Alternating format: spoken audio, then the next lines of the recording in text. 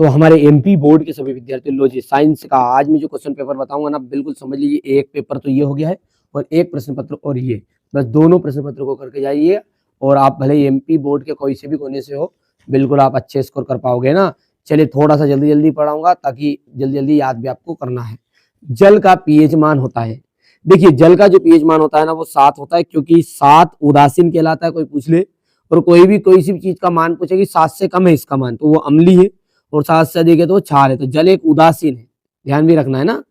प्रकाश संश्लेषण की क्रिया पौधे के किस भाग में होती है? तो प्रकाश संश्लेषण की जो क्रिया है ना, पौधे की पत्तियों में होती है।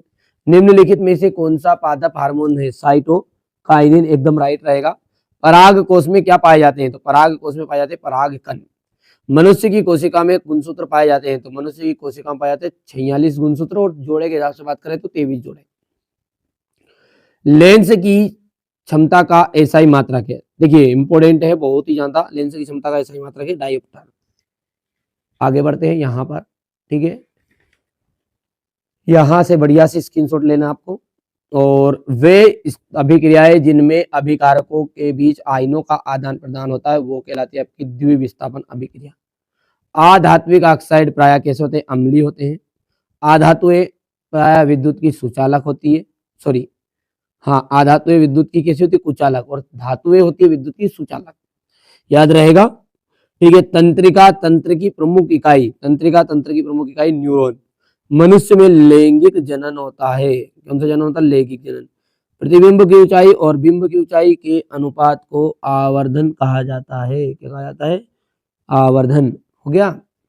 यहां से आप देख सकते हैं क्वेश्चन नंबर 2 को, ये स्थान है। अच्छा, अभी तक आप चैनल के साथ नहीं जुड़े हैं, व्हाट्सएप ग्रुप में जुड़ जाइए, केवल 1000 सीट है। और बच्चे जो यदि चाहते हैं वास्तव में आप जुड़ना तो कोई दिक्कत नहीं है ना। चैनल पर आप नंबर दिए गए हैं, कॉन्टेक्ट कर लेना, व्हाट्सएप पे मैसेज कर दीजिएगा, नंबर आपके सेव हो जाएंगे। और आपको जो 6 तरह के प्रश्न पत्र दूंगा मैं एनुअल एग्जाम के लिए, और मैंने बना दी, कंप्लीट कर दी बेटा, है ना। बात की बात नहीं है, कोई लीक नहीं होता है वार्षिक पेपर को, है ना।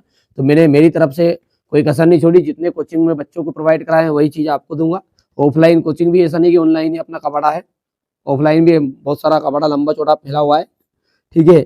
तो नेफ्रॉन, नेफ्रॉन में क्या जाएगा? वृक्क की संरचनात्मक इकाई। हाइड्रा में प्रजनन, हाइड्रा में प्रजनन आ जाएगा कलिकायन या मुकुलन। अनुवांशिकी के जनक, अनुवांशिकी के जनक है ग्रेगर जॉन मेंडल। अपसारी लेंस, अपसारी लेंस को जाएगा अवतल लेंस। तारों का टिमटिमाना, तो तारों का जो टिमटिमाना है वो आपका हो जाएगा वायुमंडलीय अपवर्तन, ठीक है। और विद्युत ऊर्जा का मात्रक, विद्युत ऊर्जा का जो मात्रक है वो क्या है आपका? किलोवाट घंटा। हो गया भैया। यहां से देखो,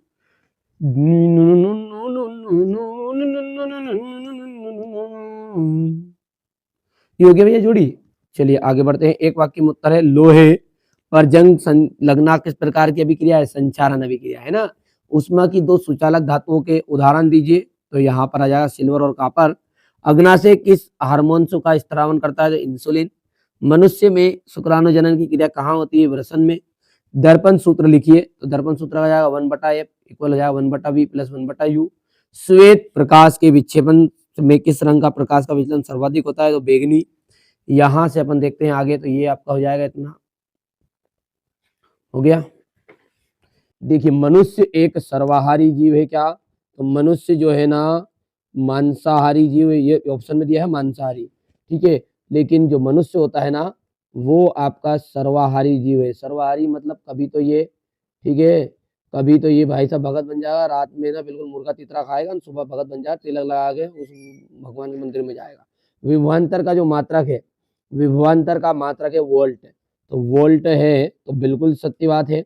निकट दृष्टि दोष को दूर करने के लिए अवतल लेंस का उपयोग किया जाता है। देखिए ध्यान देना है ना, निकट दृष्टि जो दोष है उसके लिए अवतल, और दूर के लिए आपका, दूर के लिए देखिए इसमें वर्ण ढूंढिए, कितने अक्षर है? 1 और 2, तो इसमें आपको है ना उत्तल लगा दो, 3 अक्षर उत्तल।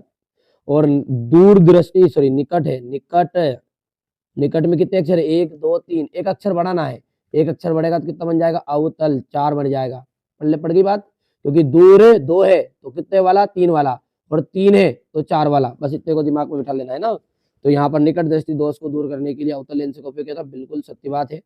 सोडियम एक अतिक्रियाशील धातु है, तो सोडियम जो है आपकी, ठीक है, एक अतिक्रियाशील धातु है, बिल्कुल राइट बात है। कुलाम, कुलाम विद्युत आवेश का मात्रक है, तो कुलाम विद्युत आवेश का मात्रक है, सत्य है। सल्फ्यूरिक अम्लों के तनुकरण में ऊष्माशोषी अभिक्रिया है, ये आपका असत्य रहने वाला, क्योंकि ये कौन सी अभिक्रिया है आपकी, ऊष्माक्षेपी अभिक्रिया है। कौन सी है, ऊष्माक्षेपी अभिक्रिया।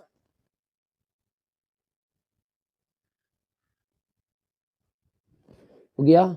चलिए यहाँ पर अपन बात करते हैं, तो यहाँ पर ये आपके, ठीक है, ट्रू फॉल्स है, तो यहाँ पर ये आपका फॉल्स हो जाएगा, ये आपका ट्रू है, फिर ट्रू, फिर ट्रू ट्रू ट्रू ट्रू, ये फॉल्स कर देंगे, इंग्लिश मीडियम वाले ना। चलिए विस्थापन अभिक्रिया किन्हें कहते हैं, यहाँ से अपन देखते हैं प्रॉपर तरीके से इनके सॉल्यूशन को। विस्थापन अभिक्रिया किसे कहते हैं, चलिए इसको मैं निकाल लेता हूँ थोड़ा, ठीक है, घबराने की कोई जरूरत नहीं है, पूरा पीडीएफ भी प्रोवाइड करवा दूंगा, है ना।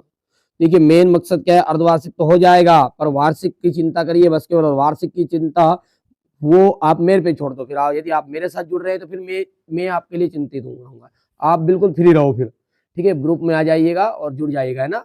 विस्थापन अभिक्रिया किन्हें कहते हैं, ये देखिए विस्थापन अभिक्रिया किन्हें कहते हैं, हो गया इतना।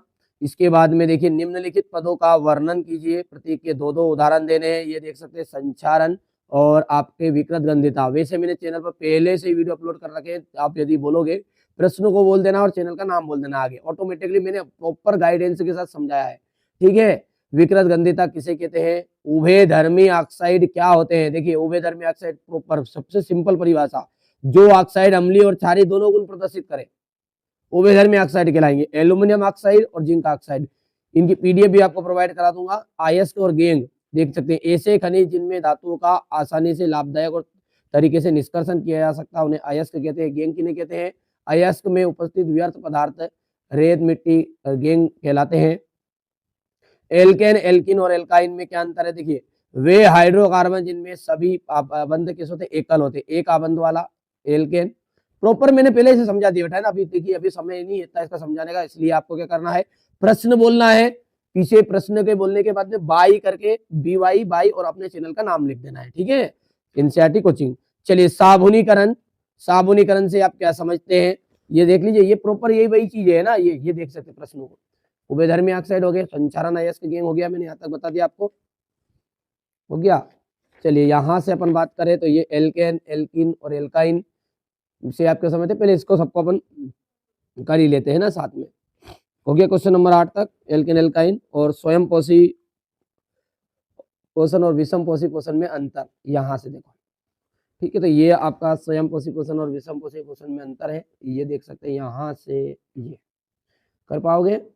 उसके नीचे वाला है आपका, हमारे अमाशय में अम्ल की क्या भूमिका है, तो अमाशय क्या करता है, अम्ल, हमारे अमाशय में अम्ल भोजन के साथ आए हुए हानिकारक जीवाणु को नष्ट करता है और माध्यम को अम्लीय बनाता है, लेकिन अम्ल की अधिकता के कारण क्या होता है, एसिडिटी होती है। चलिए अगला है आपका परागन क्या है, ठीक है।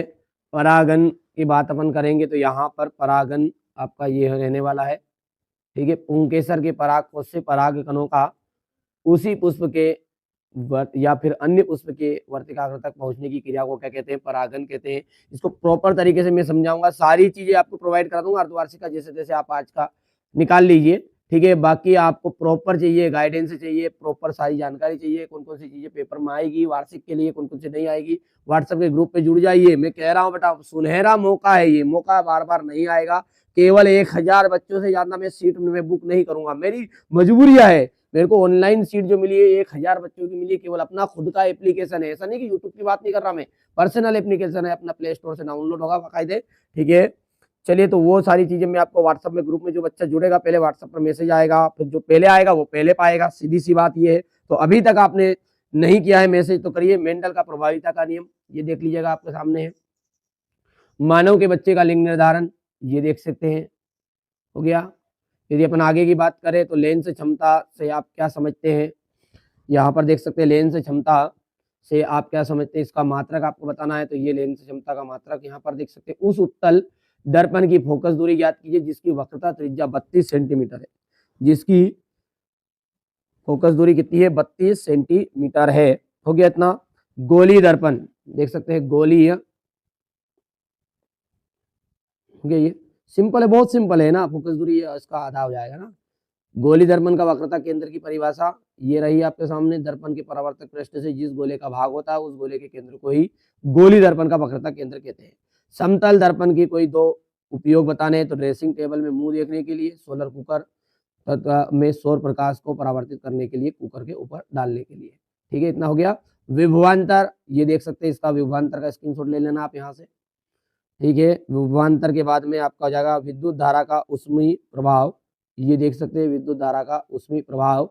ठीक है, यहाँ तक आ गया आपका। ये प्रश्नों को भी साथ में बता रहे ताकि हमारे इंग्लिश मीडियम वाले बच्चों को दिक्कत नहीं आए। ठीक है, यहाँ से अपन देख सकते हैं। अब अगला है आपका संचारण को परिभाषित करना है, संचारण की सुरक्षा के। ठीक है, आपको दो तरीके बताने हैं।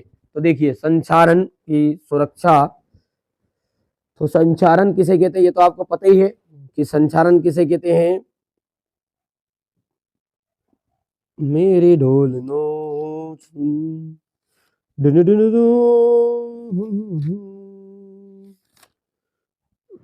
देखिए संचारण से सुरक्षा के दो तरीके ये रहा आपके सामने यहाँ पर, जी यहाँ से कर लेना है आपको जी। ठीक है, यसद लेपन और क्रोमियम लेपन, इतना सा करना है यार, है ना, ये तो सबके पास होगा भी सही, ऐसा कोई दिक्कत नहीं है। इसके बाद है नीचे वाला धातुओं के भौतिक गुण। तो धातुओं के भौतिक गुण बहुत ही सिंपल है। देखो देखो भैया बाबू, आपने धातु को यदि नहीं समझा है तो धातु को समझ लीजिएगा आप थोड़ा सा। देखो मैं आपको कह रहा हूं यहां से समझो। धातु का मतलब है कि आपका लोहा। अब लोहे की वस्तु बनी है, देखो याद भी रहेगा, जीवन भर ध्यान से देना। लोहे की बनी वस्तु है कहीं की। अब बताओ साहब, ऐसा करना, ऊपर से लाइट छोड़ देना और नीचे पकड़ लेना है। हाँ हाँ सही बोला है, ऊपर से क्या करना है आपको, लाइट छोड़ देना, नीचे पकड़ लेना, राम नाम सत्य है। क्यों? क्योंकि आपको पता चलेगा कि लाइट आ जाएगी उसमें। तो भैया लाइट आ जाएगी तो कहने का मतलब सुचालक उसी कहते हैं। ठीक है, या फिर आपके घर में कहीं की लोहे की बनी हुई वस्तु है या फिर स्टील है, कुछ भी चीज है, उसको चूल्हे पर चढ़ा देना, बिल्कुल गर्म आग हो जाए फिर पकड़ लेना, तो गर्म होगी कि नहीं होगी, होगी। तो सीधी सी बात है कि गर्म होने को कहते हैं उष्मा और करंट को कहते हैं विद्युत। तो धातुएं प्रायः उष्मा और विद्युत की सुचालक होगी। आघात वर्धिता, आघात वर्धिता है जैसे लोहे का कहीं का टुकड़ा, जैसे ये अंगली समझ लीजिए लोहे का है। अब जैसे अपन इसके ऊपर ज्यादा ठोको पटरा करोगे ना तो चपटा होगा, क्या होगा, चपटा, बस उसको कहते हैं आघात वर्धिता। ठीक है, तो इसमें प्रायः आघात वर्णी होती है। धातुएं प्रायः तन्य भी होती है। तन्य का मतलब है सोना, सोना जो है, सॉरी तन्य मतलब होता है मुलायम। तो जो सोना होता है ना वो इतना मुलायम होता है, उसको तार बनाते नहीं बनाते, ये तार काय के बने, फिर एल्यूमिनियम के तार सुने अपने। ठीक है, तो ये जो तार है वो वही इसके तो बनाए, तन्य होती है। इसलिए धातुएं प्रायः कैसी होती है, कठोर भी होती है। धातुएं प्रायः ध्वनिक होती है। ध्वनिक का मतलब ये है कि जैसे आप स्कूल के घंटे बजाओ, एक जोर से बांटा देना, मार देते तुमको, छटा से उठा देगा। ठीक है, तो मतलब ध्वनिक का मतलब आवाज करती है। हो गया भैया, चलिए आगे बढ़ते हैं। और अगला है आपका रजो धर्म। रजो धर्म, ठीक है, क्या है, किसे कहते हैं, स्वपरागन और परपरागन में अंतर है। ठीक है, उत्पादक किसे कहते हैं, क्वेश्चन नंबर 17 जो है वो है उत्पादक किसे कहते हैं। ठीक है भैया, मेरे ढोल नो, उत्पादक किसे कहते हैं, इसका सबका सॉल्यूशन मैं आपको दे रहा हूँ, इसलिए थोड़ा सा पहले आप बार बार, ये क्वेश्चन नंबर 18 है। हो गया, चलिए 18 के बाद में अपन बात करते हैं। तो ये क्वेश्चन नंबर 19 रहेगा, तंत्रिका कोशिका का न्यूरॉन का नामांकित चित्र, मानव की मस्तिष्क का नामांकित चित्र बताना, निकट दृष्टि दो, दूरदृष्टि दो, जरा दूरदर्शिता, प्रकाश के प्रिज्म से प्रकाश के अपवर्तन का नामांकित चित्र, धोने का सोडा और बेकिंग सोडा के दो महत्वपूर्ण उपयोग, उदासीनीकरण अभिक्रिया। ठीक है, यहाँ से अपन बात करते हैं तो साबुन और अपमार्जक में अंतर, और यहाँ पर इलेक्ट्रॉन बिंदु संरचना बतानी, कार्बन डाइऑक्साइड और वायु और अवायवीय शोषण में अंतर और उत्सर्जन का नामांकित चित्र। तो चलिए यहाँ से अपना रह गया था अभी उत्पादक से ये सॉल्यूशन वाली पीडीएफ, ये हो गया है, इतना कर लोगे। आहार श्रृंखला और खाद्य जाल में कैसे कहते हैं, इसके बाद में आपका जाएगा उष्मा छेपी और उष्मा शोषी अभिक्रिया को उदाहरण सहित परिभाषित करना है आपको। हो गया, तो इसके बाद में आपका उन वियोजन अभिक्रियाओं के लिए एक एक समीकरण दीजिए जिसमें विद्युत ऊर्जा के रूप में ऊर्जा प्रदान की जाती है। तंत्रिका कोशिका न्यूरॉन का नामांकित चित्र आपको बताना है, ये मानव के मस्तिष्क का चित्र बना लेना है आपको। निकट दृष्टि दोष और दूरदृष्टि दोष, निकट दृष्टि दोष, दूरदर्शी जरा दूरदर्शी, तो ये निकट दृष्टि दोष है जिसमें व्यक्ति पास की नहीं देख पाए, निकट नाम में छिपा आंसर, निकट पास की नहीं देख पाएगा, दूर की प्रॉपर है। दूरदृष्टि दोष, दूर की बिल्कुल टनाटन देखेगा, पास की नहीं दिखेगी। जरा दृष्टिता, भैया इसमें ना तो दूर की ना कहीं पास की, हो गया काम। आंधे, अंधा हो अगमन, ठीक है। दूरदर्शिता में ना तो क्या होता है, वृद्धावस्था के कारण नेत्र की पेशियां कमजोर हो जाती है, ये व्यक्ति ना तो पास की ना कहीं दूर की, इनकी की नहीं। ठीक है, बनी तो बनी, नहीं तो अपना घर बनी। चलिए इधर देखो आप, प्रकाश के अपवर्तन का नामांकित चित्र। ठीक है, जिन बच्चों को जुड़ना है बेटा, सुनहरा मौका है। मैंने कह दिया कि 1000 सीट है, बस केवल 1000 सीट, और उसमें से समझिए आप 700 के लगभग तो सीट पहले से बुक हो चुकी है। अभी मैं 3 दिन का बिजी था, पेपर में मैंने नहीं देखा कितनी सीट बुक की है टीम ने। जितनी सीट बुक हो चुकी है वो घट जाएगी, 1000 सीट के अलावा नहीं मिल पाएगी मेरे बाबू। मैं कह रहा हूँ अभी भी मौका है, मत खाओ धोखा, जुड़ जाओ। वार्षिक में प्रॉपर गाइडेंस दूंगा। यदि 85 से 90% नहीं बनवाती तो आज के बाद चैनल पर मत आइएगा। मैंने ये नहीं कहा कि मैं बताऊं वही पढ़ देना, अलग से पढ़ना, पर मैं जो बताऊं उसको पहले प्राथमिकता दे देना। ठीक है, बेकिंग सोडा का उपयोग, ठीक है, इसलिए व्हाट्सएप पर आप बिल्कुल मैसेज करिए। उदासीनीकरण अभिक्रिया को समझाइएगा आपको। ये हो गया है। अम्ल, साबुन और अपमार्जक में अंतर हो गया, ये यहाँ से देख सकते हैं। इसके बाद में आपका निम्नलिखित की इलेक्ट्रॉन बिंदु संरचना, ये हो गया है। मेथेन की और कार्बन डाइऑक्साइड की, ये मैंने प्रॉपर सिखा भी दिया है। यहाँ से मानव का उत्सर्जन तंत्र का नामांकित चित्र हो गया है। वायवीय और अवायवीय शोषण में अंतर, वायवीय और अवायवीय शोषण में अंतर हो गया है।